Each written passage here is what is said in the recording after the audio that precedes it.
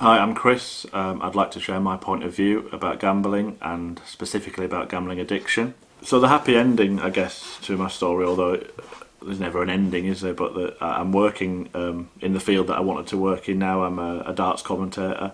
I work in sports journalism. But aside from that, recently I've started to work for a charity called Sporting Chance, which is kind of combines the two things that are sort of that I'm passionate about, sport and addiction and mental and emotional health. I work as part of their education team, delivering seminars to young sports people. Just it's about raising the awareness of emotional health and addiction, and I'm very early into that, but I go and share my story and talk about my experiences with gambling addiction specifically. And I also share my lived experience to help wherever possible, really, whether that be an interview for a newspaper or TV or radio, when there are stories about gambling around, offering a comment, but coming from a place of how to get help rather than just this constant slamming of the industry. And there are answers, there are answers needed from the industry, and there are changes needed to be made, and I've made recommendations. I've got recommendations that I think could help, but I also think we have to live in the world as it is, and I'm not somebody who's about trying to abolish gambling or abolish drinking or anything like that. In fact, if it was all about legality, then there'd be no drugs problem, and there is. So I think that for me that the focus is on treatment and how people who are struggling can get help, but also how can young people protect themselves, how can parents of young people protect them from developing this addiction. Yeah, so I think there needs to be a question asked about why such a substantial portion of society, not just in this country but certainly in the culture that we live in, is susceptible to addiction. And work's another one. So there are other addictions where people, that's kind of society actually celebrates, to work hard or power or money, those things. And there's lots of good stuff out there about this stuff, and maybe it's something that myself or someone else will discuss on this platform on a different day. But I think that's a wider question that often gets missed. If we just continuously treat the individual addiction, so we kind of get drugs right, and then we move to alcohol, and then we move to gambling, then it's just going to be put elsewhere. And I think we live in a society that I've heard it described before as like a Valhalla for addiction, and it does feel like that sometimes. Just walk around a city centre and look at what's on the billboards, look at what's advertised, what's coming up on your social media feed, look at the time that you spend on your mobile phone.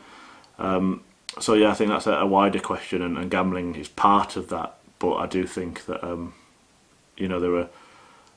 there are things that people can do if this specific problem is something that they're struggling with, and there should be more education about those things.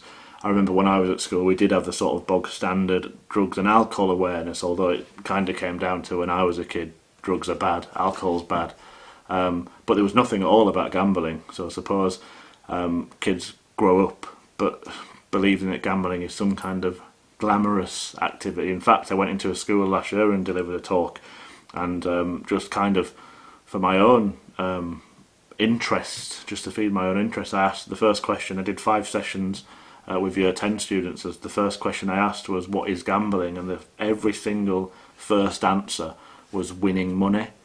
So that's the perception that the generation of school children are being brought up with now, is that gambling is actually about winning money, and the losing side of it is kind of completely forgotten. The risk side of it, the actual fact of what gambling is completely lost. But I think advances are being made. There is more treatment than ever. Perhaps it's not enough, but it has to start somewhere, and there is treatment out there now for the severe gambling addict. There are more things that someone who's struggling with the problem can do, and there is also more education. Well, there was none, so there's bound to be more education around it, but that's starting to come into as a norm as well. It's a shame that as a society we're very reactive, so it's almost always when there's a crisis when these things start to happen, but it is starting to happen, and I think those things should be applauded.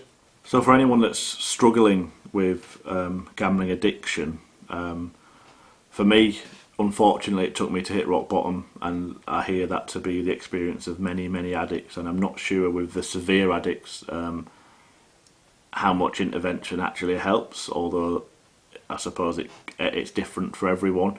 But if you believe you've got a problem and you want to stop, the first thing to do is admit that and reach out for help. There are different places that you can go. There are meetings, support groups, there is help on NHS available now as well.